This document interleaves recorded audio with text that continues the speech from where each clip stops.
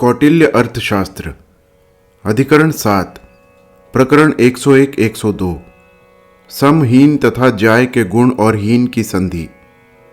विजिगीषु शक्ति के अनुसार षाट्गुण्य का प्रयोग करे, सम तथा ज्याय से संधि करे, हीन से विग्रह करे।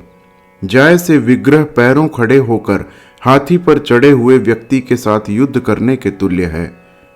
समान शक्ति वाले का सम से विग्रह कच्चे बर्तन से कच्चे बर्तन के टकराने की तहर दोनों को ही नष्ट करता है। घड़े पर पत्थर मारने की तरह विजिगीषु हीन से लड़कर सफलता प्राप्त करता है।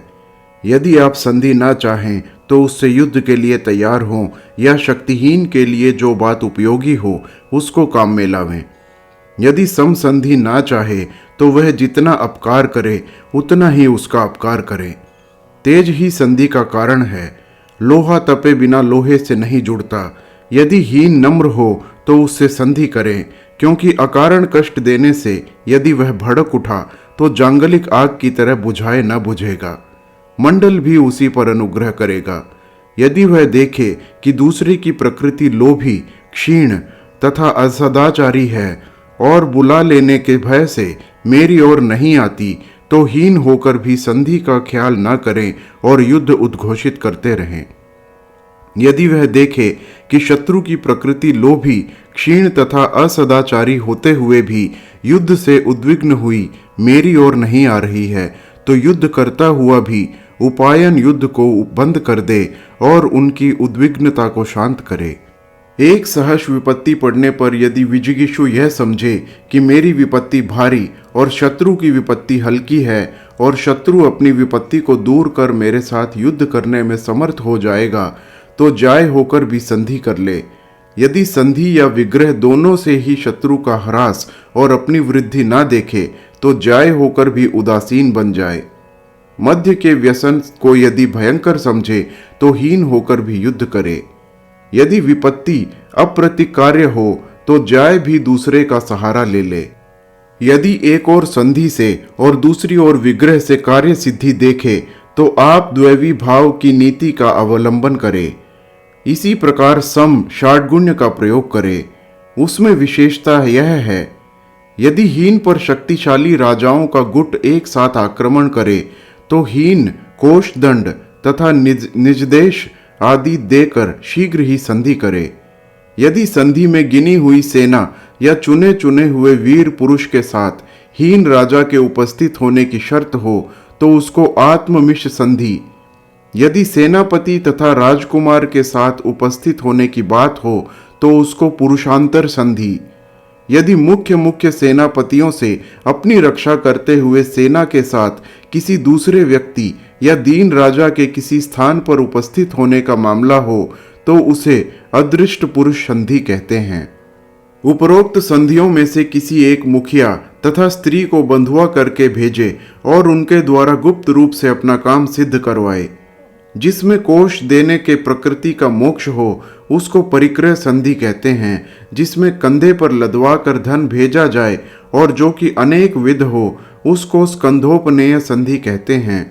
जिसमें देश काल के विरुद्ध जुर्माना मांगा जाए या स्त्री को बंधुआ रखने से भविष्य में दिए जाने वाले धन से छुटकारा मिल जाए उसको उपग्रह संधि। जिसमें पारस्परिक विश्वास तथा एकता मुख्य हो उसको सुवर्ण संधि। जिसमें यह नहीं हो उसको कपाल संधि कहते हैं।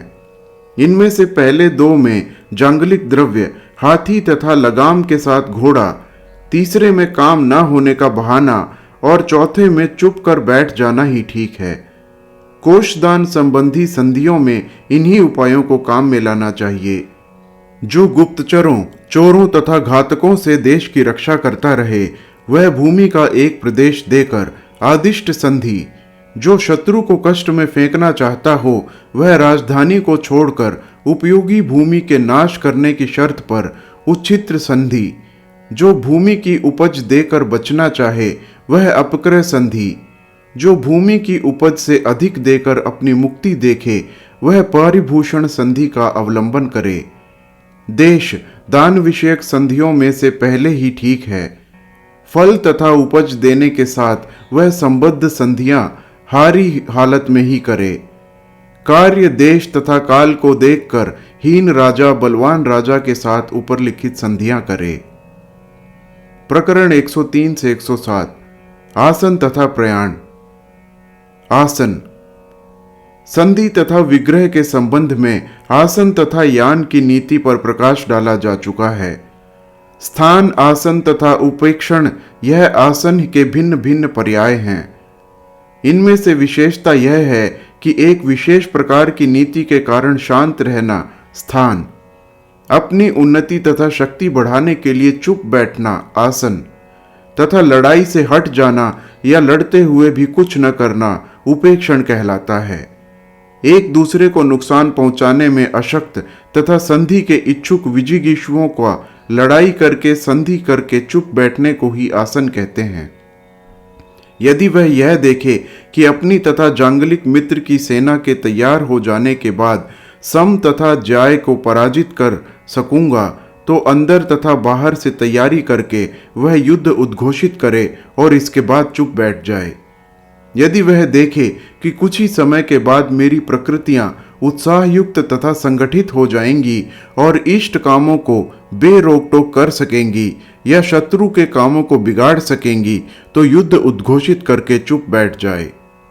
यदि वह यह देखे कि क्षीण, लुब्ध, पारस्परिक कलह, चोर, जांगलिकों से पीड़ित और अत्याचार से दुखित शत्रु की प्रकृतियां मेरे उपजाए या मेरी कृषि तथा वार्ता समृद्ध हो जाएगी तथा शत्रु की नष्ट हो जाएंगी, या दुर्भिक्ष से तंग आकर शत्रु की प्रकृतियां मेरे पक्ष में आ जाएंगी, या मेरी वार्ता क्षीण हो जाएगी तथा शत्रु की समृद्ध हो जाएगी, या मेरी प्रकृतियां शत्रु के पास चली जाएंगी, या युद्ध करके शत्रु के धान्य, पशु, हिरण्य आदिकों को मैं ग्रहण कर सकूंगा, या अपने पण्यों को नुकसान पहुंचाने वाले शत्रु के पण्यों को बाजार में नहीं आने दूंगा, या शत्रु के व्यापारी मार्ग से सारे द्रव्य मेरे पास आने वाले हैं, या युद्ध उद्घोषित करने से शत्रु अपने द्रोहियों, दुश्मनों तथा जांगलिकों को वश में न कर सकेगा या उनके साथ युद्ध करने के लिए बाधित हो जाएगा, या मेरा मित्र कुछ ही समय में बिना किसी प्रकार के नुकसान के इतना धन एकत्रित कर लेगा कि उसकी दुर्बलता तथा दरिद्रता दूर हो जाएगी और वह पूरी तैयारी के साथ उपजाऊ भूमि प्राप्त करने के लिए युद्ध उद्घोषित करने से ही मेरा साथ देगा, तो शत्रु की वृद्धि रोकने तथा अपनी शक्ति को बढ़ाने के उद्देश्य से युद्ध उद्घोषित कर शांति के साथ बैठ जाए। पुराने आचार्यों का विचार है कि इस ढंग की युद्ध उद्घोषणा से अपना ही नुकसान होता है, परंतु कौटिल्य का विचार है कि उपरोक्त नीति का मुख्य उद्देश्य कष्ट में न पड़े हुए शत्रु को क्षीण करना है। अपनी शक्ति के बढ़ते ही शत्रु शीघ्र ही नष्ट किया जा सकता है। प्रयाण। युद्ध उद्घोषित करने के बाद चुप बैठने पर प्रायः वातव्य अर्थात जिस पर चढ़ाई करना हो, अपने नाश के भय से उसको सहायता पहुंचाने लगते हैं। इसीलिए पूरी तैयारी करने के बाद ही इस नीति का अवलंबन करें। यदि इस नीति से उल्टा फल निकलता दिखाई पड़े तो संधि करके चुप बैठ जाएं। पुरानी सोची हुई शक्ति के प्राप्त होते ही या युद्ध उद्घोषित करने के बाद चुप बैठने से शक्ति प्राप्त करते ही जो कि तैयार न हो असन्नद्ध शत्रु पर चढ़ाई कर दे। यदि वह देखे कि शत्रु कष्ट में पड़ा है, उसकी प्रकृतियों के कष्ट अनिवार्य हैं, या उसकी प्रकृतियां घरेलू झगड़ों से तंग हैं तथा उससे विरक्त हैं, या उसमें उत्साह तथा आपस में एकता नहीं है, वह शक्ति तथा समृद्धि से रहित हैं, उनको लालच दिया जा सकता है।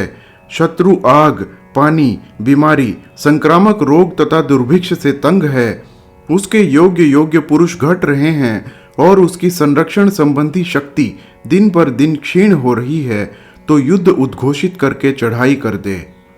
या यदि वह देखे कि मेरा मित्र तथा साथी शूरवीर तथा जिसकी प्रकृति उससे प्रेम रखती है और शत्रु की दशा इससे उल्टी है, तो पीठ पीछे का दुश्मन शक्तिहीन है और मैं आक्रंद तथा मित्र के सहारे शक्तिहीन पार्ष्णिग्राह से युद्ध उद्घोषित करके चढ़ाई कर दे। यदि वह देखे कि विजय कुछ ही समय में अकेले ही प्राप्त की जा सकती है, तो पार्ष्णिग्राह से युद्ध उद्घोषित करके सामने के शत्रु पर चढ़ाई कर दे। इसके विपरीत दशा में पार्ष्णिग्राह के साथ संधि करके चढ़ाई करे। यदि वह देखे कि यातव्य पर चढ़ाई करना जरूरी है, परंतु वह अकेले ही चढ़ाई करने में असमर्थ है, तो सम, हीन तथा ज्याय के साथ गुट बनाकर चढ़ाई करे। यदि उद्देश्य स्थिर तथा निश्चित हो तो हिस्सा पहले से ही तय कर लिया जाए, परंतु जब यह बात न हो तो हिस्सा तय किए बिना ही चढ़ाई कर दे। यदि गुट का बनाना संभव न हो तो कुछ हिस्सा देने की प्रतिज्ञा कर सेना मांगे, या आधा लाभ बांटने की शर्त करके किसी राजा की सहायता ले। सारांश यह है कि यदि विजय निश्चित हो तो हिस्सा शुरू में ही बांट लिया जाए, और यदि विजय अनिश्चित हो तो हिस्सा शुरू में ही तय न किया जाए। सेना के अनुसार जो हिस्सा दिया जाए उसको साधारण, और परिश्रम के अनुसार जो हिस्सा दिया जाए उसको उत्तम समझा जाता है। लाभ या प्रक्षेप के अनुसार ही उसका विभाग होना चाहिए। हर हर महादेव।